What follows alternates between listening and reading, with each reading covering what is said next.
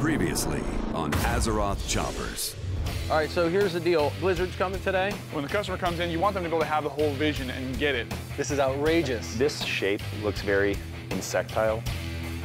The Alliance bike looks fast, and it's going to need to be, because it's going to be running away from the Horde bike.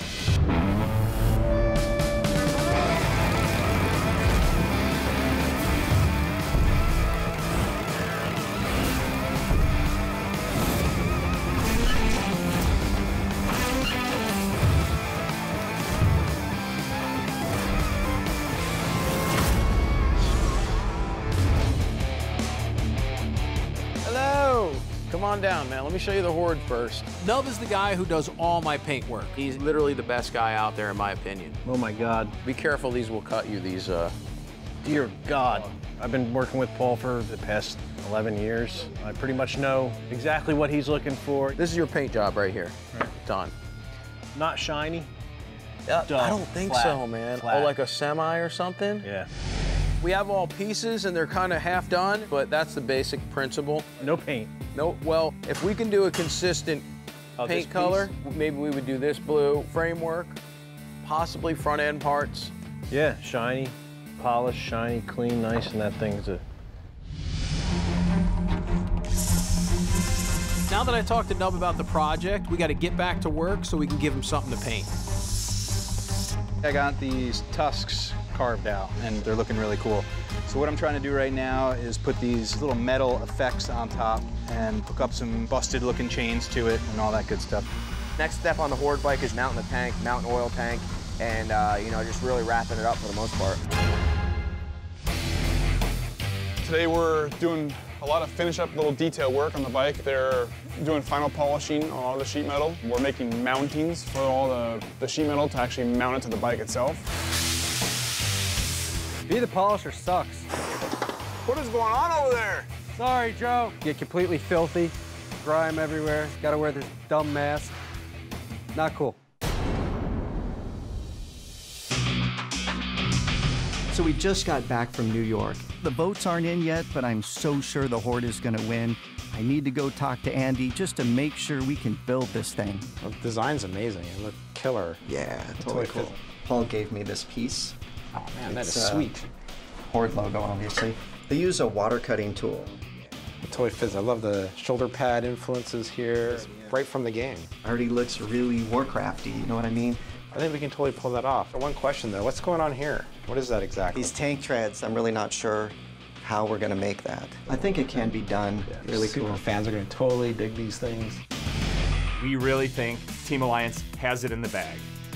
So we need to head over to the World of Warcraft team to get working on our bike to give us a little bit of a head start. little souvenir from Paul Jr. Shop. Check that out. Is it for me? No. You have to give that back. So we're here to give you a quest. We're wondering if there's any way we can get a leg up on putting the in-game bike together to give us that extra oomph against the Horde bike. This front tread freaks me out a little bit more than the rear. It's got to turn now. Yeah. Do you feel like you have enough here to get started? Totally, man. We can't wait to get building this thing. It's going to be amazing. Great. All right, Thank guys. you so much. Thanks, Andy. We're working on this thing. Make it happen. Thanks, Andy. All right, guys, don't tell Horde.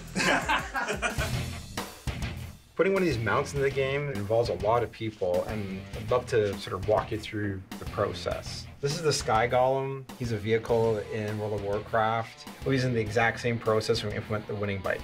Once we get the design done, our artists take it into a piece of software called 3D Studio Max to build it. And you can see here how complicated the wireframe looks. Once the artist is finished modeling the design, they actually kind of unwrap all the geometry so it's flat, and then go into Photoshop and you can see here the actual geometry laid out. And on top of that, they can actually go in and paint. The texturing process, it defines all the surfaces, how it's going to feel, what it's made out of. And here you can see this is a pretty cool texture, you know, it's all painted like the metal. Once it's actually been textured, we then go into the rigging phase. And that's where we put a skeleton inside the models. So here you see the interior structure of the model. This allows the animators to manipulate different joints. You see the piece starts getting complicated when we start adding the animation, and if I slide the slider, you can see it kind of moving around doing stuff. If you look closely, you can see all these pieces falling off the model. Those are particles, or the special effects. They're like the smoke, the fire, the sparks. You can see they're animating too, but they kind of have gravity to them. They're kind of spewing out. We take it into a proprietary piece of software called Preview 3, where we actually hook up all the final gameplay pieces. And here it is, the final model, what it will look like in the game. You can actually play and watch all the animations play in here. There's the parts I was talking about, the little bubbles coming off, the fire coming off the rear of the feet. And then we put that into the game and the players get to enjoy it. And that's what it takes to put one of these models into the game.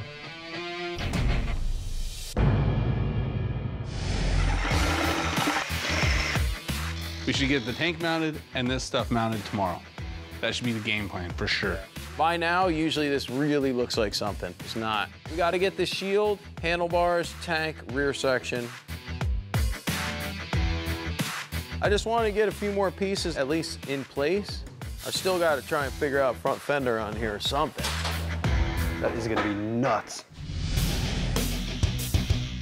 It looks good and all, but we got a long way to go. We have floorboards, handlebars, an air cleaner for that side, and there's like a month of welding on this.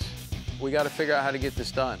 I can't remember the last time I was as exhausted as I am today. If I wasn't fully inundated with one team, then I was over with the other team. Hey, get the handlebars built. The bars are going to take, both of us.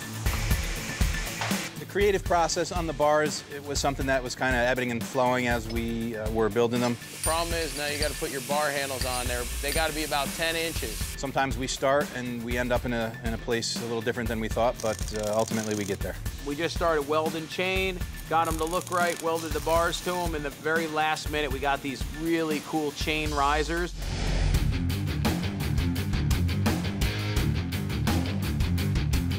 The bars look badass.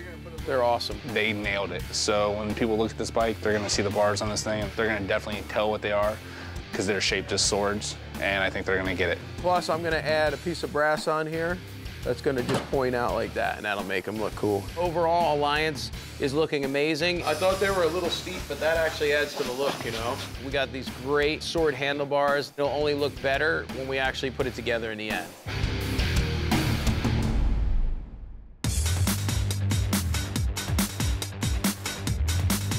We're getting to really the final steps, and what that entails is completely taking the bike apart. We have to break it down to every nut and bolt. Those individual pieces will go out to get painted, and then all those pieces come back together, and we do the final assembly and the wiring.